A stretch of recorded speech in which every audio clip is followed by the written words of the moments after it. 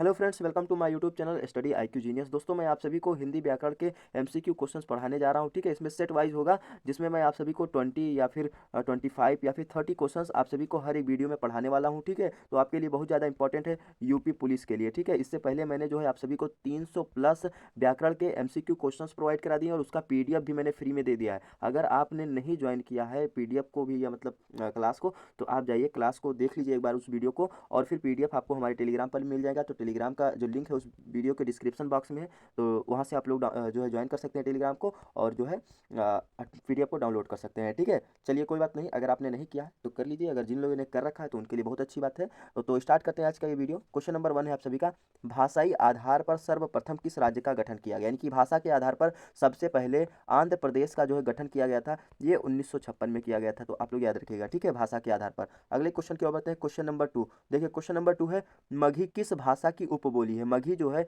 एक उपबोली है, तो ये जो है किस भाषा की है, तो ये जो है बिहारी भाषा की है। ठीक है, तो आप लोग याद रखिएगा, ये बिहार राज्य में बोली जाती है। अगला क्वेश्चन आप सभी का, क्वेश्चन नंबर 3 है, निम्न में से कौन सी भाषा देवनागरी लिपि में लिखी जाती है। तो इनमें से कौन सी भाषा जो है देवनागरी लिपि में लिखी जाती है। आपका डी ऑप्शन बिल्कुल सही हो जाएगा, मराठी। बाकी सिंधी, उड़िया, गुजराती, ये सब अन्य लिपियों में लिखी जाती है। जो मराठी है वो है आपका देवनागरी लिपि। ठीक है, नेक्स्ट क्वेश्चन, क्वेश्चन नंबर 4 है आप सभी का, दक्षिण भारत में हिंदी प्रचार सभा का मुख्यालय कहाँ स्थित है। तो चेन्नई में स्थित है। तमिलनाडु की राजधानी चेन्नई में आप सभी का जो है दक्षिण प्रसार सभा जो है, प्रचार सभा जो है हिंदी का, ये स्थित है। ठीक है, इसका मुख्यालय। नेक्स्ट क्वेश्चन की ओर बढ़ते हैं। क्वेश्चन नंबर आप सभी का पांचवा है। देखिए, महेंद्र में कौन सी संधि है। ठीक है, इसका संधि विच्छेद बताइए। ठीक है, तो इसमें जो है इसका संधि विच्छेद सही क्या होगा, तो बी ऑप्शन बिल्कुल सही हो जाएगा आप सभी का, महाधन इंद्र। देखिए दोस्तों, महा और धन क्या लिखा हुआ है, इंद्र। ठीक है, तो इसमें महा आ का मात्र, ठीक है, तो बड़ा आ यहाँ मतलब छोटा आ हो जाएगा। ठीक है, बड़ा आ हो जाएगा, और यहाँ पर ई हो जाएगा, तो ये क्या निकल के आ जाते हैं, ए। ठीक है, तो ये हो जाएगा आप सभी का महाधन इंद्र। नेक्स्ट क्वेश्चन की ओर बढ़ते हैं। क्वेश्चन नंबर आपका छठा है। देखिए, निम्न में से कौन सी भाषा देवनागरी लिपि में लिखी गई, तो मराठी। दोस्तों, ये रिपीटेड क्वेश्चन हो गया है। ठीक है, तो आप लोग याद रखिएगा। क्वेश्चन नंबर 7 है आप सभी का वर्ग का उच्चारण स्थान है। तो कंठ है का वर्ग का उच्चारण स्थान, और इसके वर्ग में कौन कौन से वर्ड आते हैं, तो क आता है, ख आता है, और ग आता है, और घ आता है। ठीक है, तो ये चारों वर्ड आप लोग याद रखिएगा, ये कंठ के वर्ग के हैं। ठीक है, नेक्स्ट क्वेश्चन आप सभी का, क्वेश्चन नंबर 8 है, इनमें से कौन सा शब्द संज्ञा से बना हुआ विशेषण है। ठीक है, तो इच्छुक जो है ये संज्ञा से बना हुआ विशेषण है। ए ऑप्शन आप सभी का बिल्कुल सही हो जाएगा। क्वेश्चन नंबर 9 की ओर बढ़ते हैं। क्वेश्चन नंबर 9 है, कौन सा शब्द संस्कृत से तद्भव बनाया गया है। ठीक है, तो बच्चा शब्द जो है ये संस्कृत से तद्भव बनाया गया है। ए ऑप्शन आप सभी का यहाँ पर बिल्कुल सही हो जाएगा। क्वेश्चन नंबर 10 है आप सभी का, दक्षिण भारत में हिंदी प्रचार सभा का मुख्यालय कहाँ स्थित है। चेन्नई में स्थित है। ये भी रिपीटेड क्वेश्चन है दोस्तों, तो आप लोग आगे पढ़ लीजिएगा, एक आध क्वेश्चन रिपीटेड हो जाते हैं, मिस प्रिंटिंग हो जाती है। ठीक है, क्वेश्चन नंबर आपका 11 है, इनमें से कौन सा विधेय विशेषण है। तो लड़का मेरा लड़का जो है आलसी है। ठीक है, वह के क्या है, मेरा लड़का आलसी है। एक्चुअली में मैं समझाने लगता हूँ तो उसमें क्या हो जाता है कि जैसे मैंने बोला कि मेरा लड़का जो है आलसी है, ऐसा नहीं है।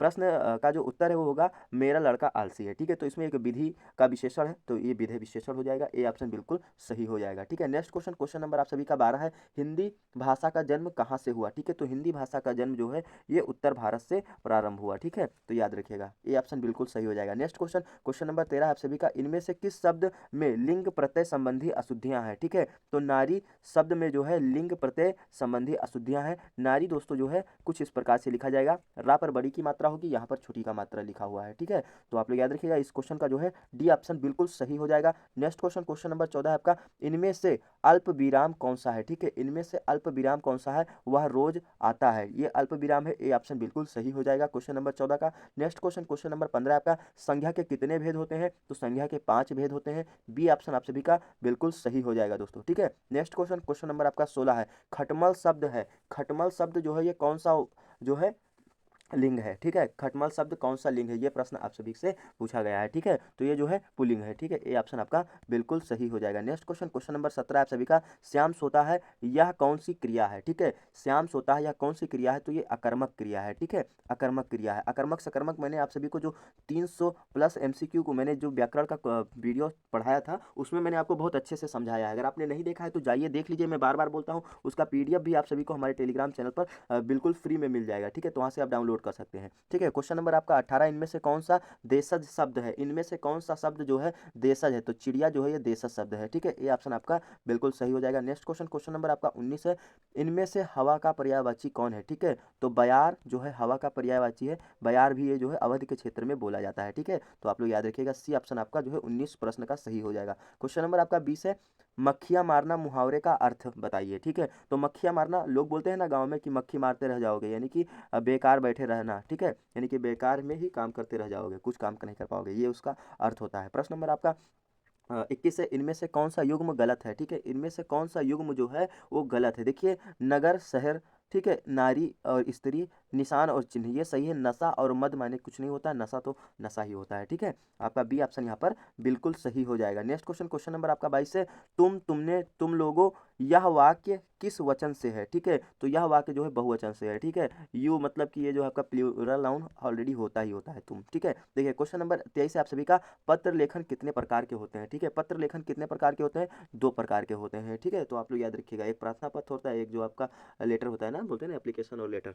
ठीक है, तो आप लोग याद रखिएगा। और 23 क्वेश्चन मैं आप सभी को पढ़ाया हूँ। और चलिए आगे क्वेश्चन है, मेरे को लगा कि बस 23 ही क्वेश्चन है इस पीडीएफ में। ठीक है, क्वेश्चन नंबर आपका 24 है, देखिए, इनमें से अर्थ के अनेकार्थक शब्द क्या है। ठीक है, इनमें से अर्थ के अनेकार्थक शब्द क्या है, तो कारण, मतलब और धन। देखिए, कारण बहुत सारे कारण है और एक अर्थ भी है कारण।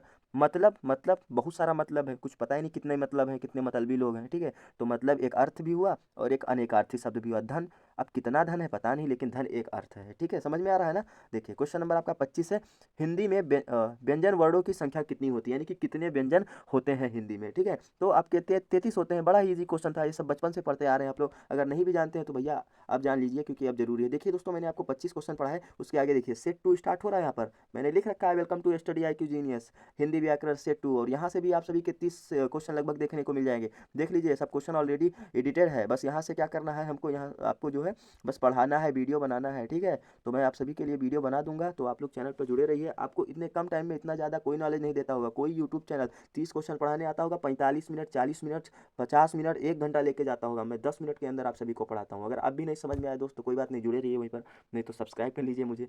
ठीक है, चलिए मिलते हैं नेक्स्ट वीडियो में, धन्यवाद।